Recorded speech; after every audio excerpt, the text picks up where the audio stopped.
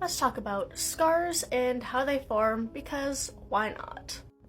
I've got a couple of relatively decent scars from doing things.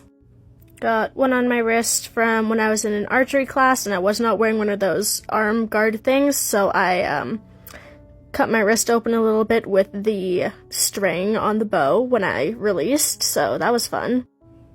Also, got a couple from when I wrecked my car a little bit last year, but that was fine. It was only flipped over a couple times and totaled, but yeah, a few scars from there.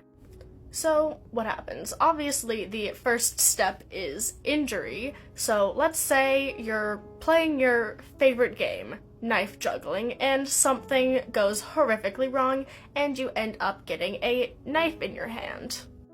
First step is obviously bleeding, because you have a lot of blood in your body, and once the skin is broken, it likes to try to leave. So, all the blood rushes out of the knife hole in your hand, and yeah, not a fun time. So first you gotta get the bleeding stopped, but then your blood starts to clot, which means it gets a little bit chunkier in order to stop it from coming out, because you generally want to keep most of your blood in your body. So blood clots start to form in order to stop the bleeding, and with those come your immune cells. So once you get a wound, could be a lot of junk in there, so your immune system comes in order to do a couple things.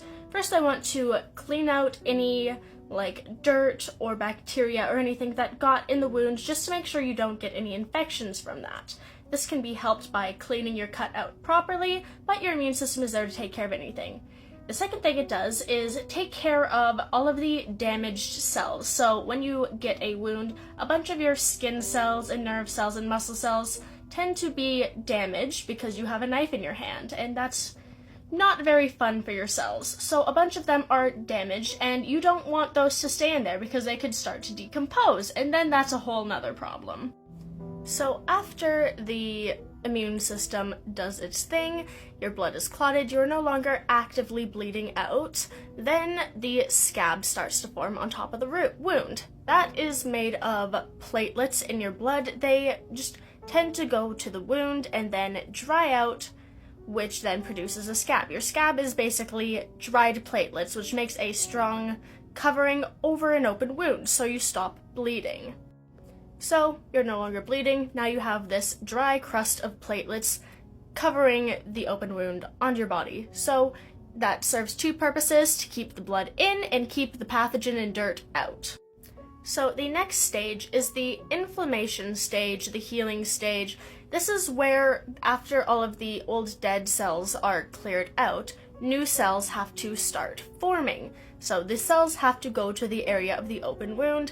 This involves a lot of immune cells, immune response, because it is a vulnerable area, so that is where all the redness and inflammation come from during the healing process. So the next stage is kind of the repair stage, where all of the stuff is going on underneath the scab that you can't really see but is happening. Kind of the main tissue used for repairing is collagen protein. So collagen is the protein that is found in your hair, your nails, all of your connective tissue, all that, very common, and it's a pretty strong protein. So the cells produce quite a bit of collagen in order to repair the area, because collagen is very versatile and it is great at repairing things. So both new cells are coming to repair the area, as well as collagen protein are within those new cells in order to make the area a lot stronger, which is why scars tend to have different looks and textures from the rest of the skin. It's because there is a lot of collagen built up in those, which can cause it to be raised or bumpy or all of that. It's just because there is a lot of protein there being used to stabilize the new cells and stuff.